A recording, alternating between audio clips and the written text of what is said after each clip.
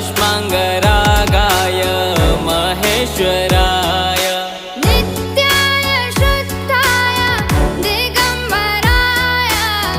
तस्मै नकाराय नमः शिवाय